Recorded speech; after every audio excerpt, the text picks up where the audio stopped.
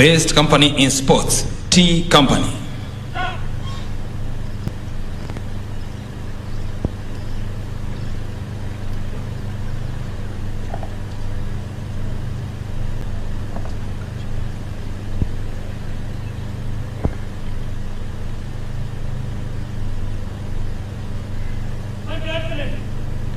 Asante sana Mheshimiwa Rais, tumefika mwisho wa tuzo hizo muhimu.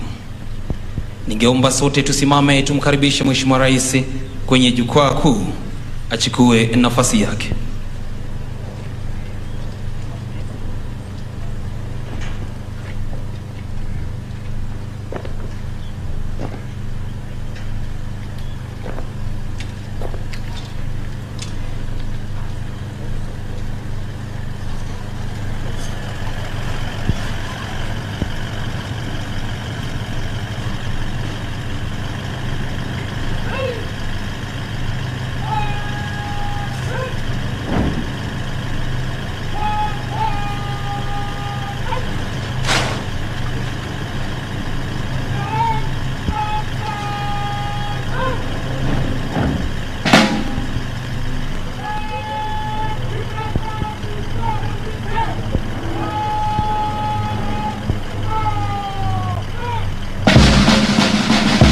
Mheshimiwa Rais, karibu sana kwenye kipindi cha pili, kipindi ambacho ni cha gwaride.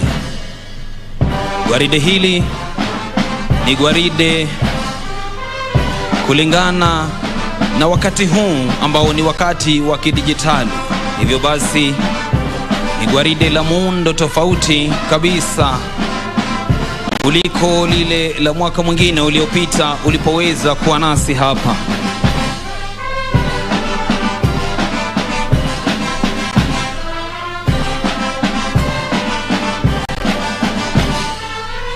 Ni gwaride litakaloenda kuwa na miundo tofauti ndani yake, lakini yote hayo Mheshimiwa Rais hayataweza kuishia kule, bali wataweza kupita mbele ya jukwaa hili ili waweze kutoa heshima za rasmi kwako. Hapa wanakupatia tu muda kidogo wa kuweza kupiga tama la maji, kisha baadaye waweze kupita mbele ya jukwaa. Karibu Mheshimiwa Rais.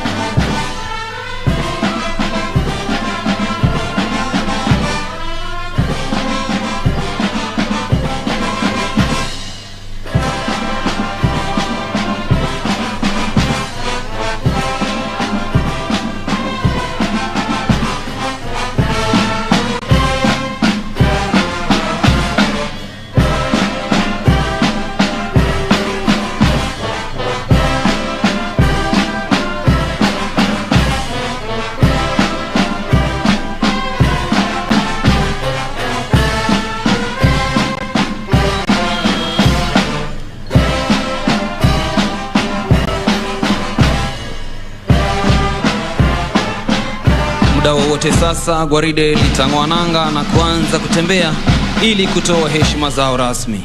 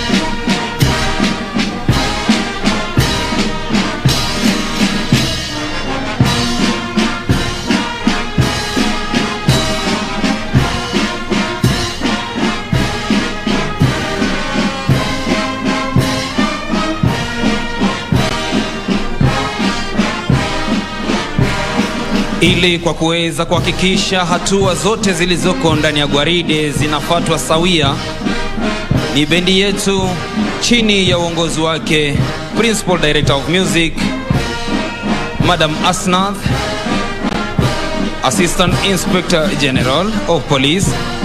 Siku ya leo bendi yetu iko chini ya uongozi wake Superintendent of Police Bwana Anton Lokamar. Mbele yake kabisa ikiwa na madrum major wakiwa wameshikilia fimbo yao ndefu, wakihakikisha kwamba kila hatua wanaitembea sawia. Mbele akiwa ni Sergeant John Otunga, upande wake wa kulia akiwa ni Koplo Alex Mutuku, upande wa kushoto ikiwa ni APC mwanadada Caroline Kabwiria, na anayetudanganya kwa muziki huu kutumia chuma kile ama belaya ni Sergeant Archangel Gachoka.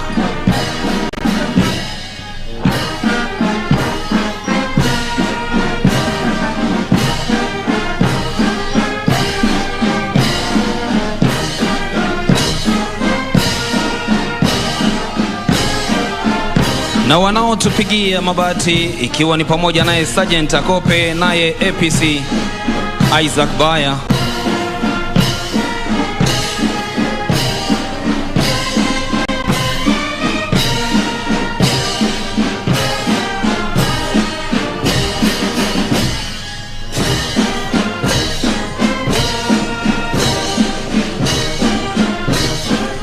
Basi Mheshimiwa Rais, karibu sasa ukaweze kupokea heshima hizo kwa kuweza kukata kichwa upande wa kulia wa jukwaa kuu. Ikiwa mbele kabisa anayeongoza gwaride hili ni Senior Superintendent of Police Bwana Vincent Rotich, Parade Commander, Naibu Parade Commander Bwana Abraham Kemboi, Head of State Communication, Superintendent of Police. Anayemfuata kwa nyuma kabisa akiwa na rungu lake limesimama tisti kwenye kwapa ni Parade RSM Bwana Daniel Chacha.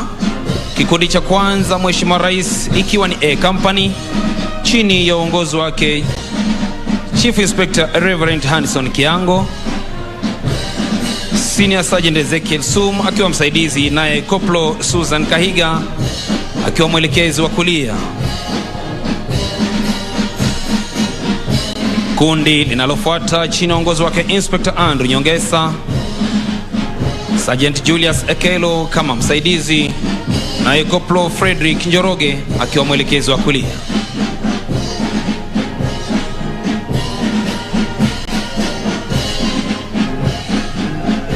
Kundi linalofuata chini ya uongozi wake Inspector Abraham Korir, Sergeant Elijah Mwaniki kama msaidizi, naye Koplo Kevin Basoga akiwa mwelekezi wa kulia.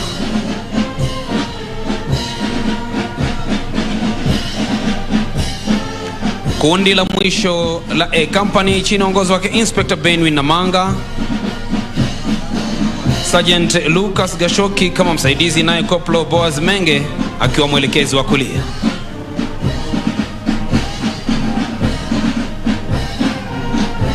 B Company chini ya uongozi wake Chief Inspector Frida Nzano,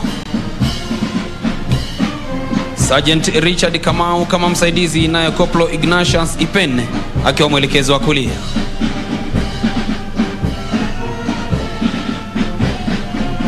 Kundi linalofuata chini ya uongozi wake Inspector Kenneth Njari, Sergeant James Ngigi kama msaidizi, naye Koplo Lilian Gasheri akiwa mwelekezi wa kulia.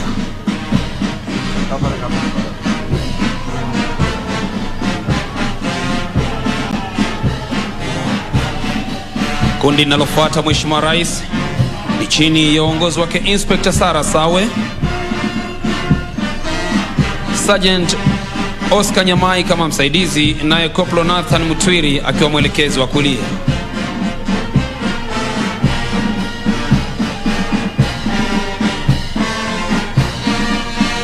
Kundi nalofuata linatufungia B Company chini uongozi wake Inspector Eric Lugaga, Sergeant Jacob Ogola kama msaidizi, naye Koplo Steven Mokaya akiwa mwelekezo wa kulia.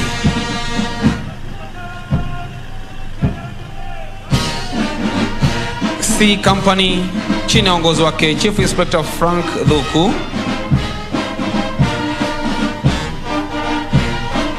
tayari ndo hilo napita mbele yako Mheshimiwa Rais. Sergeant Augustine Yobesh kama msaidizi, naye Koplo Roba Diba akiwa mwelekezo wa kulia.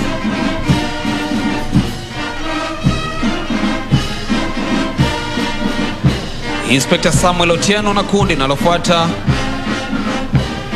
Sergeant Ruben Odipo kama msaidizi, naye Koplo Anthony Ndungu akiwa mwelekezo wa kulia.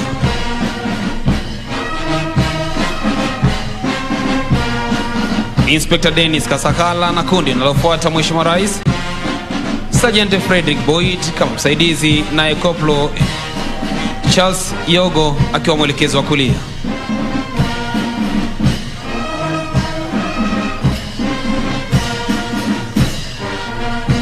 Kundi linalotufungia C Company chini ya uongozi wake Inspector Hussein Loni, Sergeant David Mutai kama msaidizi, naye Koplo Samuel Ngaithe akiwa mwelekezo wa kulia. Ni safari ya D Company chini ya uongozi wake Chief Inspector William Salam, Sergeant Kariuki Kinyanjui kama msaidizi, naye Koplo Raina Ombima akiwa mwelekezo wa kulia.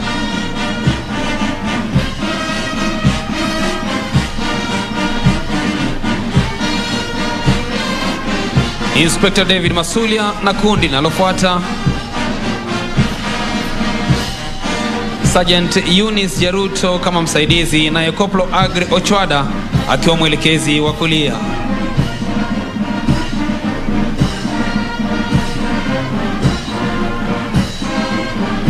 Kundi nalofuata chini uongozi wake Inspector Rachel Obonyo, Sergeant Kizito Sitati kama msaidizi, naye Koplo Salonen Maina akiwa mwelekezi wa kulia. Kwa kututamatishia D Company ni kundi chini uongozi wake Inspector Miriam Mureithi, Sergeant Felix Tanui akiwa msaidizi, naye Koplo Isaac Ojwang akiwa mwelekezi wa kulia. Ni safari ya E Company kwa lugha ya kiaskari ikijulikana kama Echo chini ya uongozi wake Chief Inspector Joseph Okonya, Senior Sergeant Solomon Gakuo kama msaidizi, naye Koplo Cedric Mwaringa akiwa msaidizi wa kulia. Kundi chini ya uongozi wake Inspector Charles Namanga Mwangale likipita Sergeant Geoffrey Bikeri kama msaidizi, naye Koplo Jacob Maina akiwa mwelekezi wa kulia.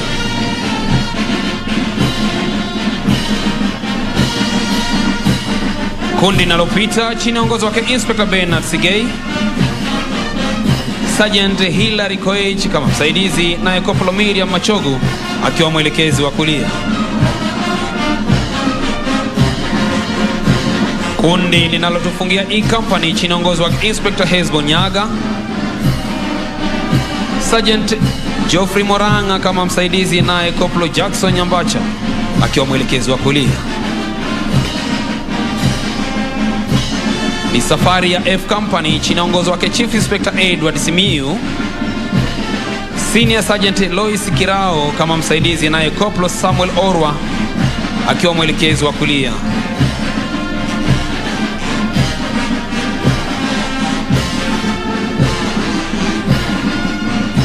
Kundi nalofuata chini ya uongozi wake Inspector Shadrack Tirob,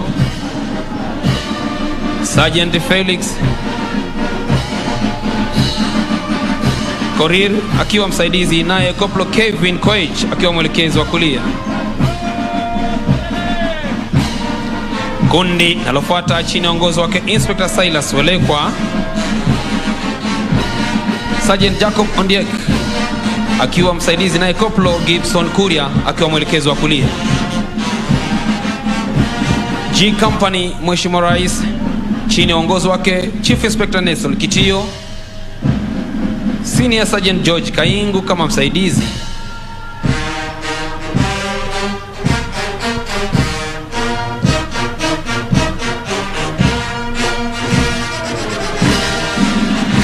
Yoyo G Company, Mheshimiwa Rais wakipita kwa umaridadi kabisa, wakihesabu hatua zao moja baada ya nyingine, naye Francis Wainaina akiwa mwelekezi wa kulia. Kundi nalofuata chini ongozo wake Inspector Kefa Mageto, Sergeant Joseph Sudi kama msaidizi, naye Koplo Willy Socheng akiwa mwelekezi wa kulia. Kundi nalofuata chini ongozo wake Inspector Daniel Mwiruri, Sergeant Joseph White kama msaidizi, naye Koplo Jared Okoth akiwa mwelekezi wa kulia. Nayo tufungia G Company ni kundi chini ya ongozo wake Inspector Esther Mujema, Sergeant Charles Kirinya kama msaidizi, naye Koplo Joseph Gadhongo akiwa mwelekezi wa kulia. Ni safari ya H Company chini ya ongozo wake Chief Inspector Alfred Karani, Sergeant Benson Gisharu kama msaidizi, naye Koplo Edwin Wamalwa akiwa mwelekezi wa kulia.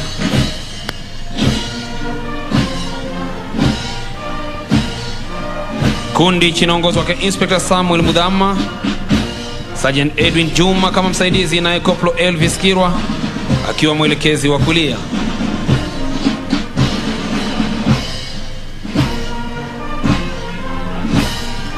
Inspector Yvonne Tabu akitukamilishia vikundi vinne vya H Company, Sergeant Eric Osoro akiwa kama msaidizi, naye Koplo Joshua Mwongela akiwa mwelekezi wa kulia. Kundi linalofuata chini ongozo wake Inspector Richard Wambua, Sergeant Daniel Musheru kama msaidizi, naye Koplo Kenneth Manya akiwa mwelekezi wa kulia. J Company chini ongozo wake Chief Inspector Daniel Chacha, Sergeant Gabriel Enene kama msaidizi, naye Koplo Kenneth Obongi akiwa mwelekezi wa kulia. Kundi linalofuata Mheshimiwa Rais chini ongozo wake Inspector Peter Mucheche, Sergeant John Chumo kama msaidizi, naye Koplo Richard Langat akiwa mwelekezi wa kulia.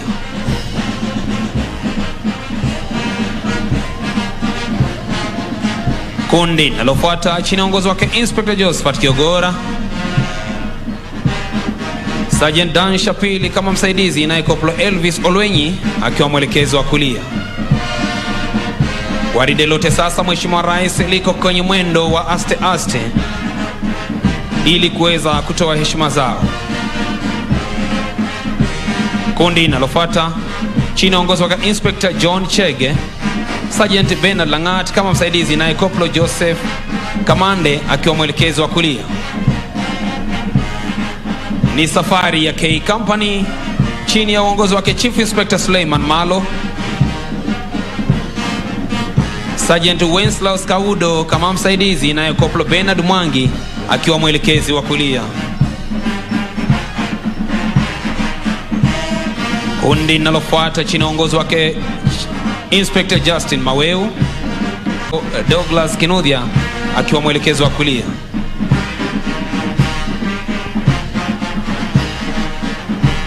Inspector Felix Mwanya na kundi linalofuata Mheshimiwa Rais Sergeant Denish Obura kama msaidizi, naye Koplo Jackson Ngigi akiwa mwelekezi wa kulia.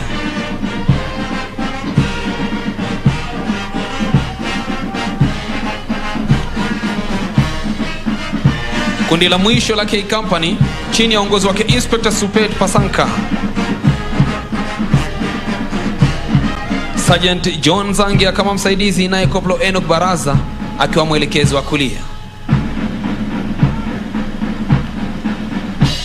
L Company chini ya uongozi wake Chief Inspector John Makoha, Sergeant Bernard Ngetich kama msaidizi, naye Koplo Michael Makan akiwa mwelekezi wa kulia.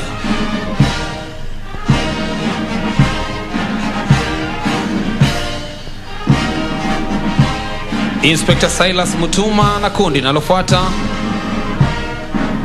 Sergeant David Sugut kama msaidizi,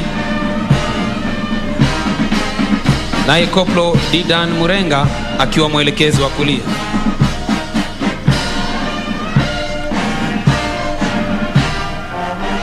Kundi lofuata chini ya uongozi wake Inspector Felix Otieno, Sergeant Kalasinga Rajab akiwa msaidizi, naye Koplo Isaac Nyaega akiwa mwelekezi wa kulia.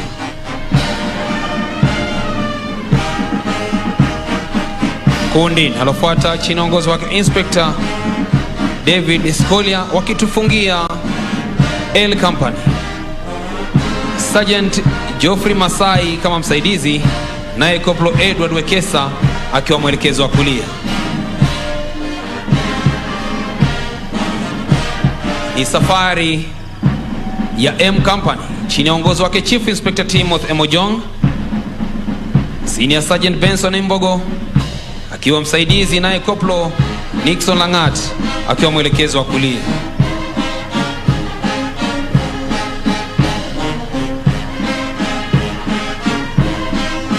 Inspector Steven Mugo na kundi nalofuata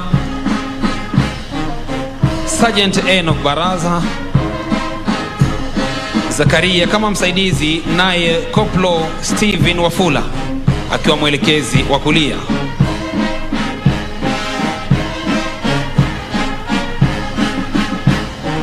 Inspector David Saitoti na kundi nalofuata Sergeant Dan Mbui kama msaidizi, naye Koplo Julius Njuguna akiwa mwelekezi wa kulia. Kwa kutufungia gwaride hili ikiwa katika mwendo wa aste aste, kundi M ni kundi chini ya uongozi wake Inspector Dan Ekakoro, Sergeant Leonard Koech kama msaidizi, naye Koplo Laina Sang akiwa mwelekezi wa kulia, ili kuhakikisha kwamba basi hakuna mmoja yeyote aliyesalia nyuma. Mheshimiwa Rais anayefunga kabisa mwisho ni Parade Adjutant Assistant Superintendent of Police Bwana Aden Hussein, ambaye pia ndiye mkuu wa kwata kwenye chuo hiki.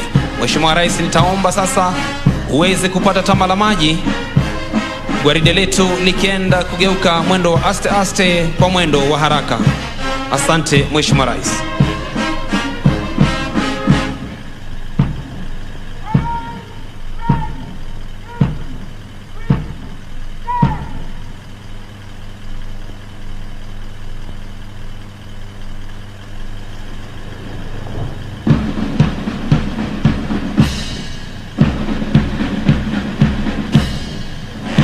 Baada ya gwaride kuweza kupita kwenye mwendo wa aste aste, Mheshimiwa Rais sasa litaweza kurudi tena wakitoa heshima zao tena kwa mwendo wa haraka haraka.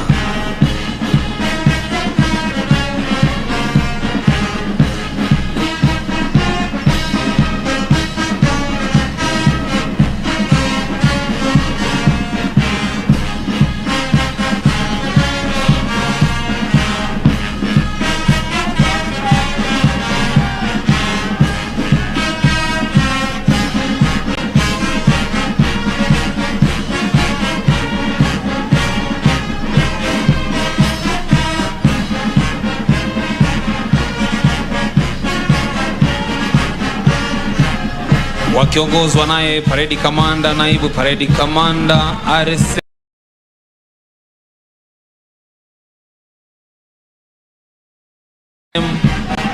wakuu wa vikundi vyote vilivyoko ndani ya gwaride, wasaidizi pamoja na waelekezi wa kulia wao tayari. Nitakuomba Mheshimiwa Rais, kwa heshima yako uweze kupokea heshima hizo kwa mwendo wa haraka haraka.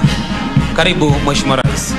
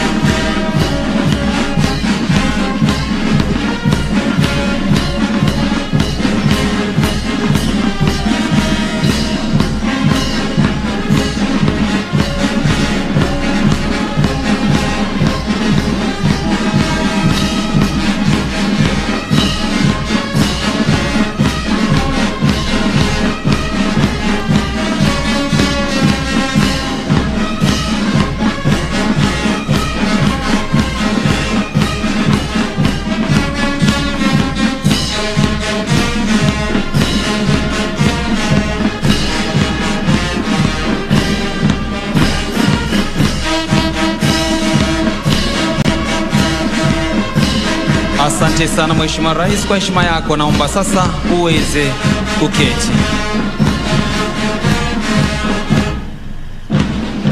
Maonyesho sasa yanaendelea katika mwendo wa haraka haraka, miundo ikiwa tofauti kabisa na ile iliyokuwa kwenye mwendo wa aste aste.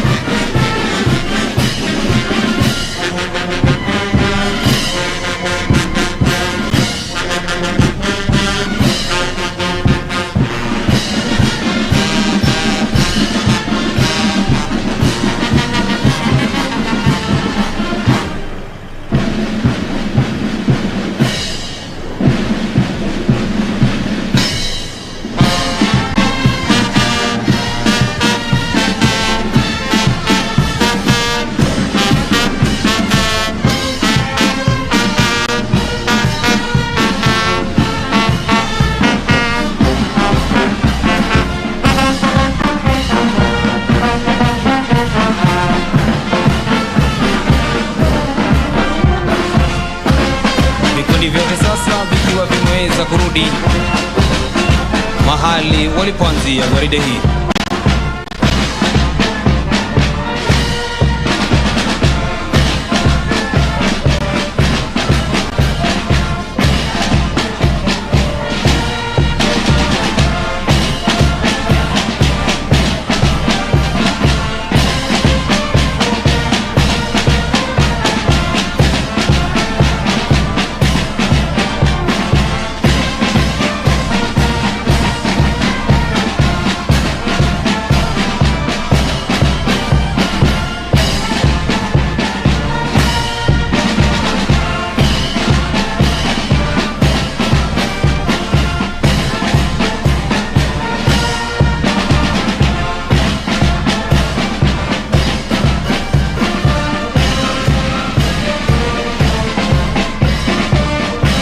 Baada ya onyesho hilo, Mheshimiwa Rais, gwaride litaweza kurudi na kuangalia mbele ya jukwaa lako Mheshimiwa Rais.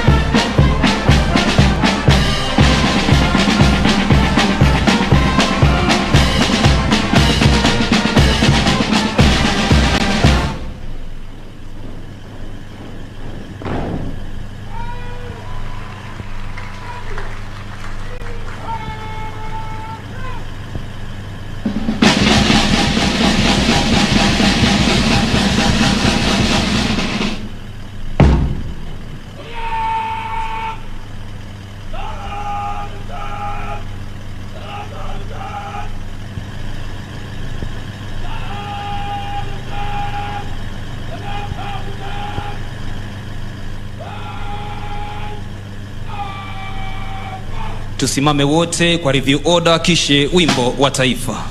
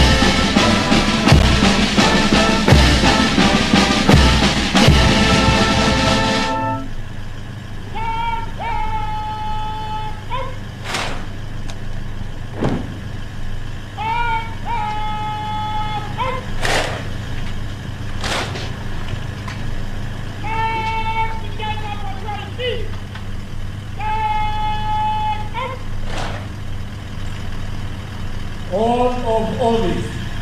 I do solemnly and sincerely affirm that I will be faithful and bear true allegiance to the Constitution and the President of Kenya. During my service in the Administration Police Service, without favor or affection, malice or ill will, that I will at all times do my utmost to preserve the peace and prevent offenses against the peace, that while I shall continue to hold the said office to the best of my skills and knowledge, discharge all the duties thereof, faithfully according to law. I will subject myself to the Constitution. All acts, orders and regulations, now or in future, in the service, relating to my service, in the Administration Police Service, and that I will discharge all the duties of a police officer according to law, without fear, favor, affection or ill will. So help me God.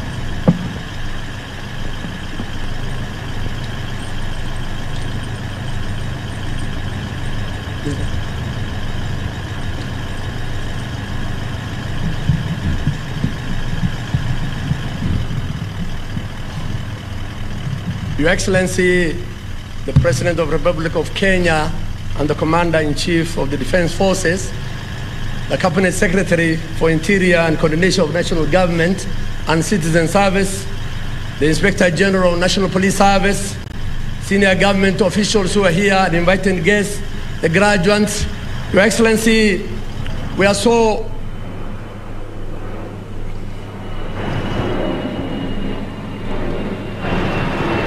Your Excellency, on my behalf and on behalf of the Administration Police Service, we are so humbled that you found time to come and grace this graduation ceremony of 2,610 recruit constables who are graduating today.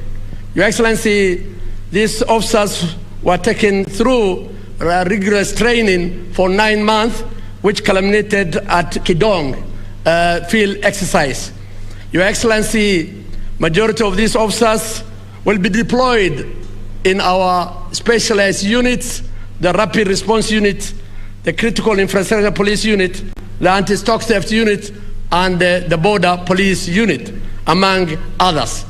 Your Excellency, they will be able to join their sisters and brothers who are doing an excellent job along our borders, the SOG and the SWAT, who have made a difference in our inner cities. Your Excellency, we are very thankful for your government, the support which the government has given to us in terms of modernizing the police service. We received the MRAPs, we have received specialized equipment and the training for these officers. We are also very thankful from your government, Your Excellency, for the completion of one of the oldest mess, which was for the last 33 years, and we are so happy that this morning you were able to open that mess, which will accommodate over 12,000 officers who are undergoing this training on a sitting capacity. We are very thankful. At this juncture, Your Excellency, may I call upon the Inspector General to continue with the rest of the program. The Inspector General, sir.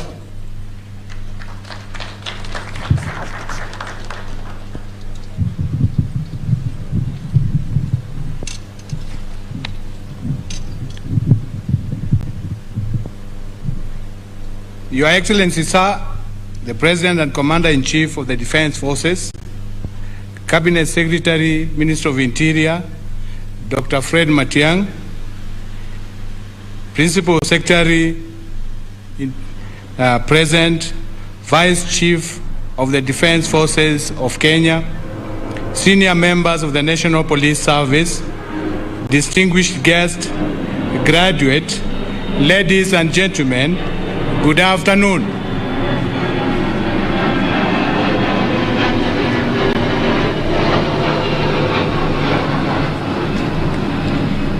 Your Excellency, sir, on behalf of the National Police Service, I would like to sincerely thank you for honoring our invitation to be the chief guest during the passing out of these Administration Police Service recruits, despite your busy schedule. Let me also congratulate the graduates for having endured the rigorous and strenuous training for the last 9 months and having satisfied their trainers for presentation to you for oath of allegiance. These recruits have been taken through a very comprehensive curriculum to ensure they attain the desired professional standards. I believe they will be more responsive to the needs of the citizens, that they will execute their mandates within the confines of the law, and they will wear police badges with dignity and humility.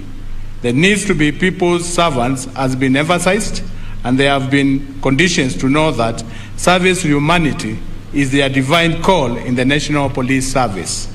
Your Excellency, we thank you most profoundly for the support that your administration has consistently offered to the National Police Service, and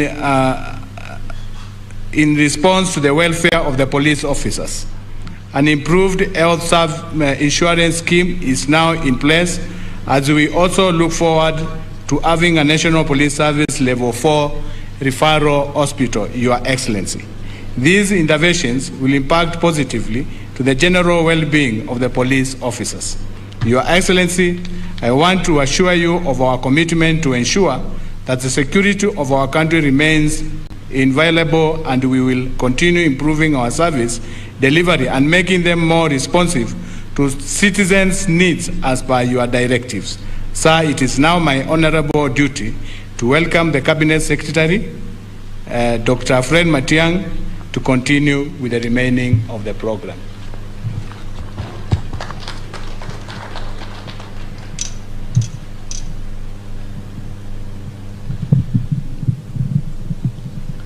Your Excellency, the President of the Republic of Kenya and the Commander-in-Chief of the Kenya Defense Forces, my colleagues from the Ministry of Interior and Coordination of National Government here present, led by our Chief Administrative Secretary, Madam Winnie Gushu, and our Principal Secretary, Dr. Karanja Kibicho, the Vice CDF, General Gola, the Inspector General of Police, and the entire senior team of the police service, the chairperson and members of the National Police Service Commission, the chairperson and honorable members of the National Assembly Departmental Committee on Security, Honorable Mwathi, distinguished guests who have been invited here, recruits who are passing out today, ladies and gentlemen. Your Excellency, we thank you on my own behalf and on behalf of my colleagues at the Ministry of Interior and really the internal security sector in our country for what you have done to our nation. Your Excellency, we were here, and many Kenyans who were here in 2013 know where we were in terms of the challenges we had in the security sector. You have dedicatedly led us in your capacity also as the chairman of the National Security Council in pursuing reforms in the internal security sectors, focusing on the police especially. And now, as evidenced by so many things that have been done recently and by the wonderful work that is done by our men and women in uniform, Your Excellency, we can proudly say that the investment that you have made in terms of resources and acquisitions have made our internal security sector one of the strongest in the region. Your Excellency, these achievements are a tribute to your judgment, to your solid leadership, and to your vision. I have been privileged to have a position on the front row seat in your leadership of the National Security Council and in the decisions you have made every day on the safety and security of our people. We thank the Lord for the opportunity you have given us to serve our country, but most importantly, sir, I would be very honest to say we thank the Lord for your leadership, because singularly because of your vision and your focus, we have continued to strengthen our internal security sector. As we go forward, sir, I would like to promise that we will continue to follow the path that you have drawn for us. Invest every coin that you have given us through the national budget where it should go, and ensure that we move further and further away from those bad habits of the past where this sector was affected by decisions that were less professional and decisions that were not focused on the performance of these men and women here, and therefore, of course, affecting the security of our people. Your Excellency, the 2,610 officers who pass out today will join the rest of the team that we're working with in preparing for the general elections. And Your Excellency, again, we will follow the path you have drawn for us of ensuring that our country remains secure, because that is our foremost responsibility and our foremost duty as government. Finally, Your Excellency, as you remind us all the time, the people of Kenya look at government or look up to government so that we can provide a service. You have insisted to us that we must be at the forefront in ensuring that our country is not only safe, but wananchi develop an even better relationship and enjoy the company of our people. I thank the Inspector General of Police, Mr. Mutiambai. I thank our colleagues, the DIGs, especially Mr. Gabo, and the work that he has continued to do in keeping our special forces tuned to the goal that you have asked us to aspire to. It's a proud moment for our country, sir. And I believe everyone, not just here, but out there who are listening and watching, are looking forward to listening to you.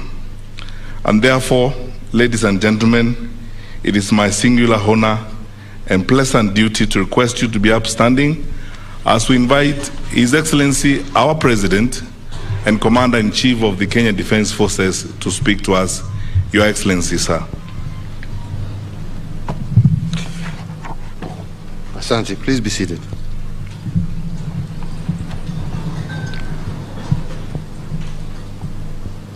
The graduates before us today, all ladies and gentlemen, it is my distinct honor and privilege to be with you today to preside over the passing out parade of these wonderful 2,610 graduates who have today successfully completed their 9-month-long recruits course. There are few occasions that are more gratifying to me than the commissioning of new officers within our security agencies. Indeed,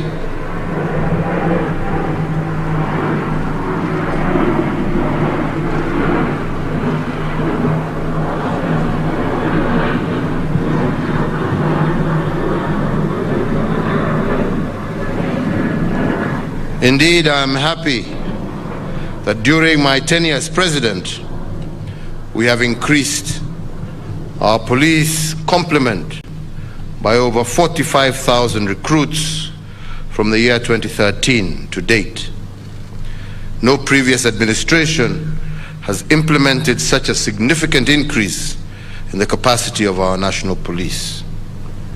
So graduates, today I'm pleased to join your families, your relatives and friends in commending you for having successfully completed your training, which has been quite rigorous. Your graduation today is not only your individual achievement, but also a mark of pride and accomplishment shared by your families, your friends and relatives, as well as Kenyans at large. So let me commend the team in the ministry led by the Cabinet Secretary, the Inspector General and his DIGs, the college commandant, and all the instructors of this college. Your superlative efforts have yielded the fine young officers who are before us today. So to you, graduates, as you leave this college and begin your service to Kenya, I wish to remind you that yours is a profession that demands you unconditionally commit to the motto of uaminifu na haki. You will be called upon to serve faithfully and with utmost integrity. You will be required to be the hope of those who are hopeless, the shield of justice and the enforcers of law, who do so, as you have just said in your own oath, without fear or favor. As we continue along the journey of deepening the transformation and rejuvenating our law enforcement agencies, remember that you are the face of the organization. Whether in uniform or in civilian attire, whether on duty or off duty, your individual and collective actions will reflect on the National Police Service. Therefore, be ever respectful, willing to aid and assist, and committed to ethics and integrity.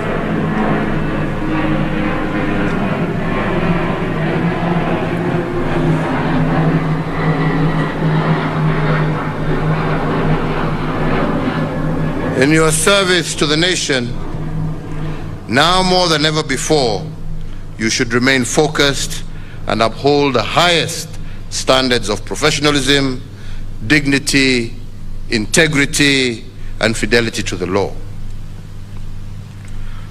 Ladies and gentlemen, over the last 2 years, the whole world has walked through the valley of the shadow of death as we combated the coronavirus pandemic. However, the firmness of our resolve as a nation helped us to contain the surge of infections within our borders in keeping the invisible enemy at bay. I want to take this opportunity to thank the law enforcement agencies for the role that they played in enforcing the COVID-19 regulations and protocols. Your acts, coupled with the immense sacrifice of our health workers, forestalled what could have been a national catastrophe. That mission of enforcing public health measures was not part of the regular operations of the NPS. So, the exemplary way in which the service quickly adapted to the new demands imposed by COVID-19 is a reminder to all of us of the fluid nature of contemporary law enforcement environment. In view of this evolving nature in our general environment, you, the officers that I commission today, not commission, that I graduate today, should expect that in the course of executing your careers, you must be ready to serve beyond your traditional call to duty. You will be required on occasions to operate in new and challenging operating theaters and to address dynamic situations that call for new skills and approaches. As a nation, we have given you the training and tools required for you to address both traditional and emerging security challenges. The training program that you have just completed, I am confident, has prepared you to counter effectively the growing sophistication and viciousness of organized crime and terrorist groups. However, I must also remind and advise you that training and learning does not end today. You must, as my predecessor once said, seek to continuously improve yourselves, widen your knowledge, improve your skills and competencies, and challenge yourself to be a better officer today than you were yesterday. The responsibilities bestowed on you are immense, and they become heavier by the day due to the evolving social transformation and development. My government is committed to continue to uphold the dignity of police officers, so long as you also do that which is right and in accordance with the law, devoid of corruption and other ills. You can rest assured that we will do everything to protect you from any form of undue harassment or vilification. Indeed, in appreciation of the importance of the service rendered by our police officers across the country, my administration has continued to fulfill its police reform program agenda by providing adequate resources, improving staff welfare, improving capacity building in technical and specialized areas, and we have enhanced benefits, particularly in housing and healthcare. You are also now better able to respond to normal routine and emergencies when they arise. The overriding aim of these efforts is to ensure that police officers offer quality services to the public while still working in an environment that promotes their welfare. On our part, we expect you to reciprocate these deliberate efforts by serving our communities unceasingly. With the issue of corruption and integrity firmly lodged in our national consciousness, my plea to you today is not to allow the fruits of your many years of sacrifice wither because of graft. Save yourselves and your families the agony, the shame, and the tears that come from prosecution, suspension, and being exited from the service. Serve with integrity and commitment to duty so that you can bring pride to our nation, to the police service, to your colleagues, and to your families. My administration, as you know, has adopted a multi-agency approach in tackling security issues. And to that end, we have put in place a multi-agency institutional framework which brings together all entities responsible for deterring crime, detecting crime, investigating and prosecution of offenders. However, as I continually seek to remind Kenyans, security is not the sole preserve of our security actors. Security starts with you and me and every Kenyan. And therefore, once again, I urge all Kenyans to be partners with the security agencies in fighting crime by volunteering any vital information on threats to security within their locality. Additionally, I urge every Kenyan in one accord to lead by example by adhering to all the laws of the Republic.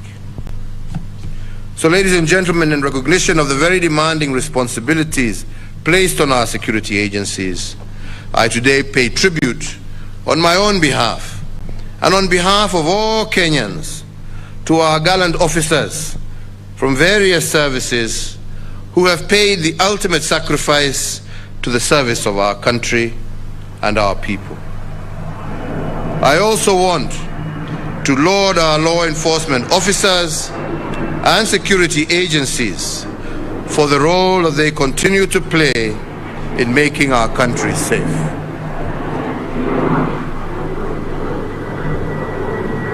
Finally, I commend the Administration Police Service for their role of protective security that they play and for living true to the spirit of uaminifu na haki. Their participation in fighting cross-border crimes, organized crimes, cattle rustling, protection of government property infrastructure, and their continued contribution to the multi-agency security operations is indeed commendable, and I want to thank you all for your good service. And to you, our newest officers who graduate today, please go forth and serve our people and our nation fully, faithfully, and fearlessly. May your words and deeds bring nothing but honor to the service and to your families. We want you to be role models to those who would want to serve in the security sector, and we look upon you to be the spear of the law, the shield of justice, and the foundation of a more just, more fair, more equitable, and more prosperous Kenya for all.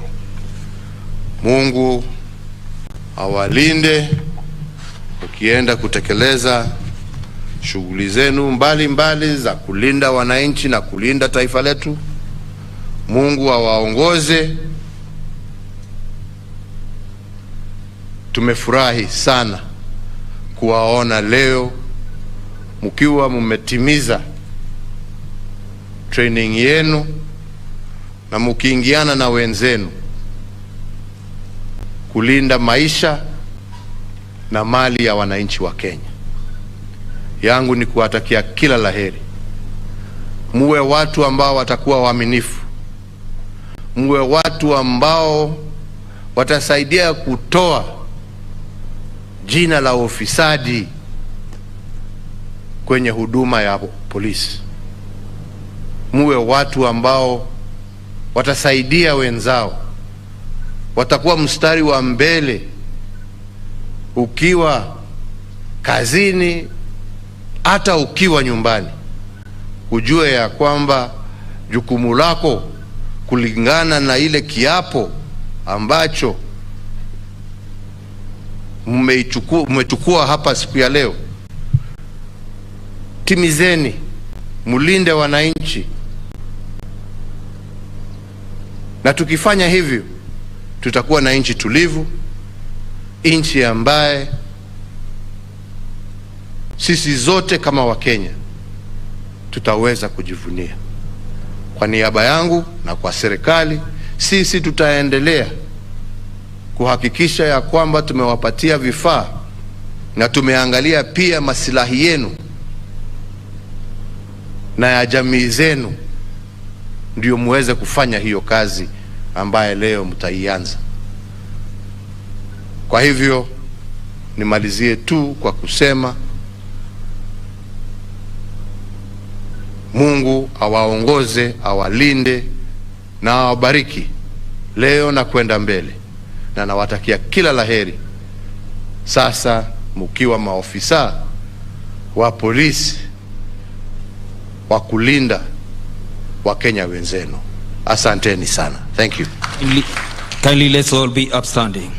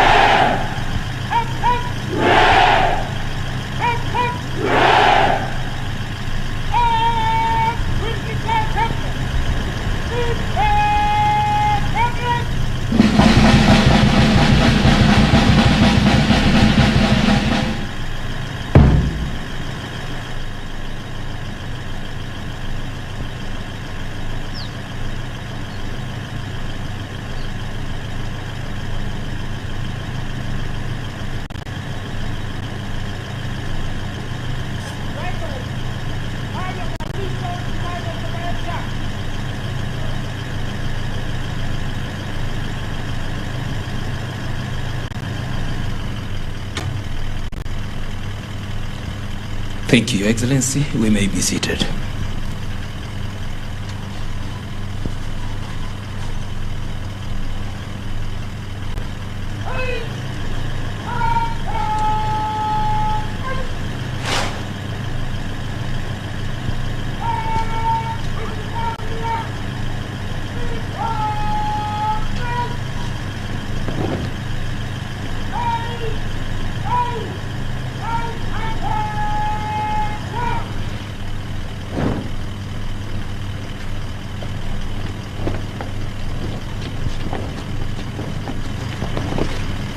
Watajumuika kwa vikundi viwili viwili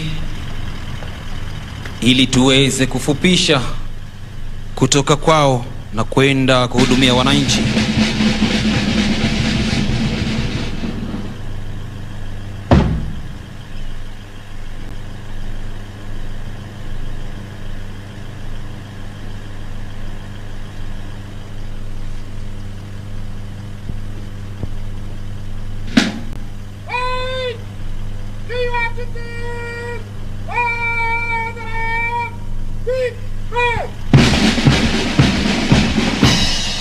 Na amri ikiwa ni to your duties by the right quick march.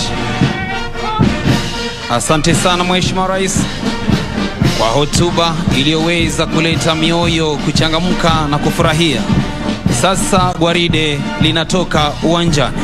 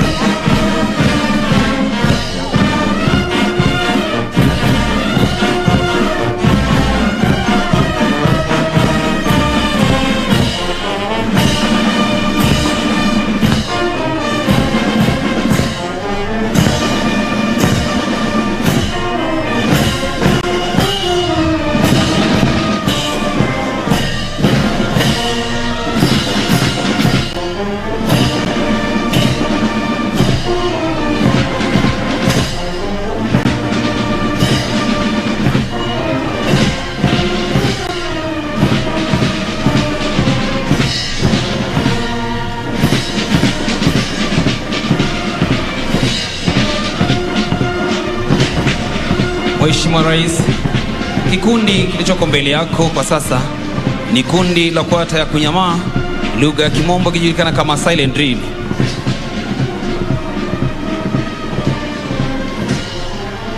Litakalo ongozwa naye Chief Inspector Wilfred Mnuve, Sergeant Godfrey Odinga, Sergeant Martin Kianjui, Koplo Sara Mwendwa pamoja naye Koplo David Ngua.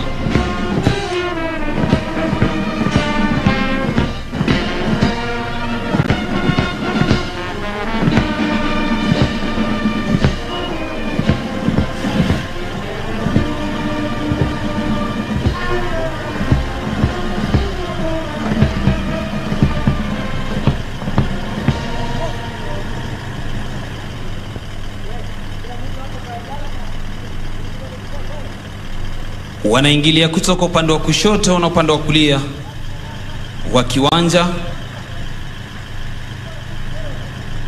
kwa kasi ya juu kabisa, maana mchezo huu Mheshimiwa Rais ni mchezo ulio na kasi ya juu. Watachukua takriban dakika 7:30 kwa mchezo huu kutamatika.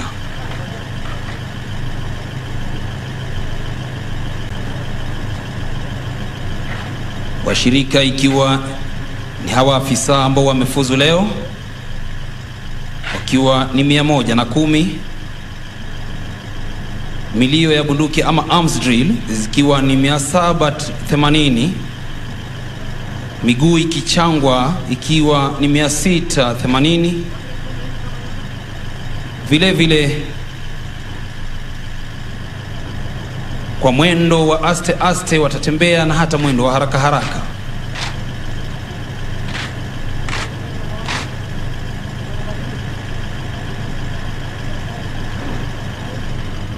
Tayari wakiwa wamejumuika na viongozi wao kuja kuomba ruhusa, nitakuomba Mheshimiwa Rais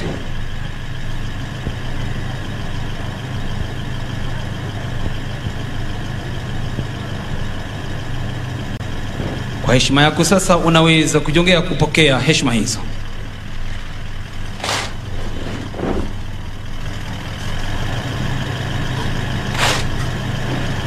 Asante sana Mheshimiwa Rais, na kuomba uketi ujione uhondo. Wakiwa wamevalia mavazi rasmi yetu ya kivita, mabegani vitambaa vyeupe, miguuni pia wakiweza wamefunga vitambaa vyeupe.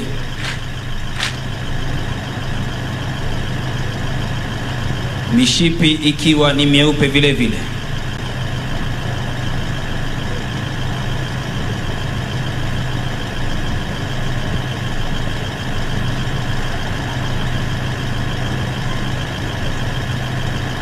Mwendo huu basi huwa ni mwendo watu wa vyake, manake hauwezi pigiwa hata mziki, kwa sababu kasi iliyoko ni kasi ya hali ya juu. Wakigawanyika namna hiyo, Mheshimiwa Rais, wakizunguka mduara ule waliotengeneza, ni ishara kwamba sisi wana AP tunafanya kazi kote nchini, tukishirikiana na ndugu zetu wa KDF, Kenya Police pamoja na hata Kenya Prisons. Ukiangalia pale katikati bunduki zimewekwa juu, ni kumaanisha kwamba anga zetu pia zipo salama. Hii ni kwa sababu ya kushirikiana na wenzetu.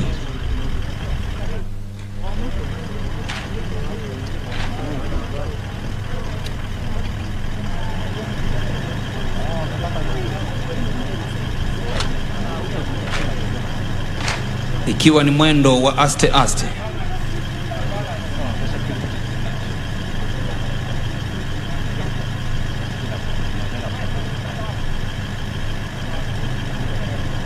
Tunaporudi kujumuika pamoja ili kuweza kupewa maagizo mengine ya kikazi, ndio hapo basi tunaona wakiwa wamejumuika tena.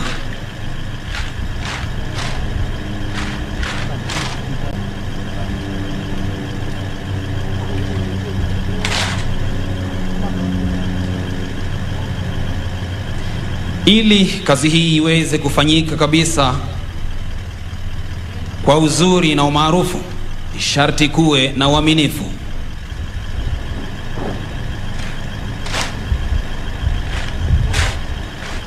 Bila uaminifu basi kazi huwa ngumu. Hivyo wanachokifanya pale ni kuaminiana, ndio maana wanarushiana bunduki zile. Pasipo uaminifu tungekuwa tumeona mmoja imeshaanguka chini.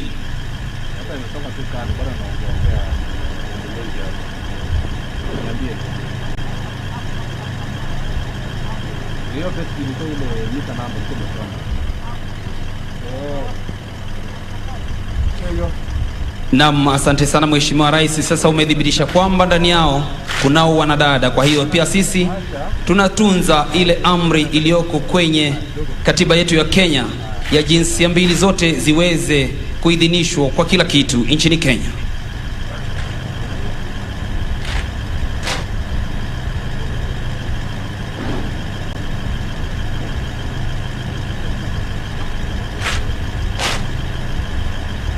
Miundo hii inayoundwa ni namna jinsi vile tunavyopigana vita.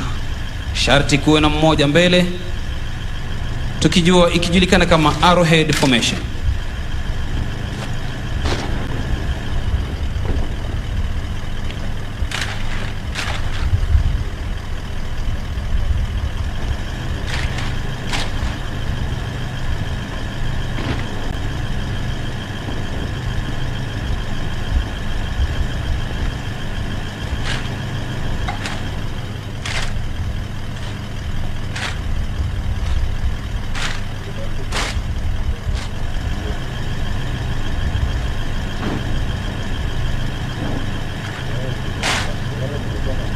Wanaganyika kwa vikundi vitatu.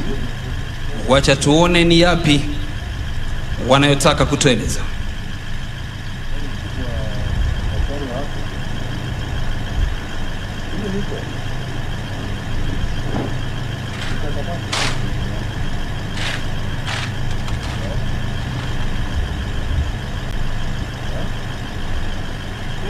P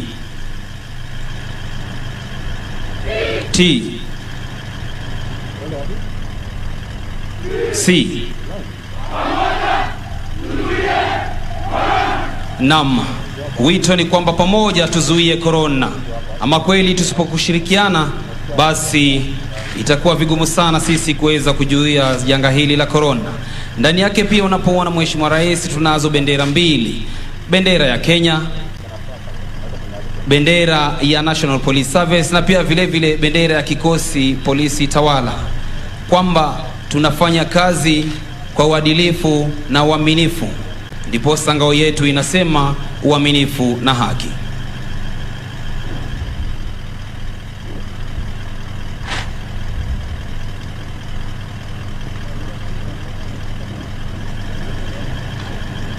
Tungependa sana waweze kuendelea, lakini muda hauturuhusu.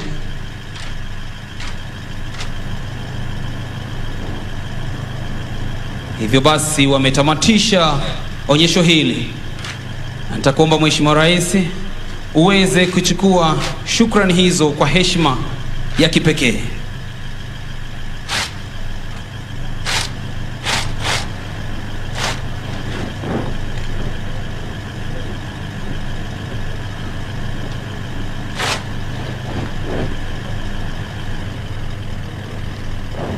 Asante sana Mheshimiwa Rais. Tuwapigie makofi basi kwa mchezo huo wanapoondoka kiwanjani.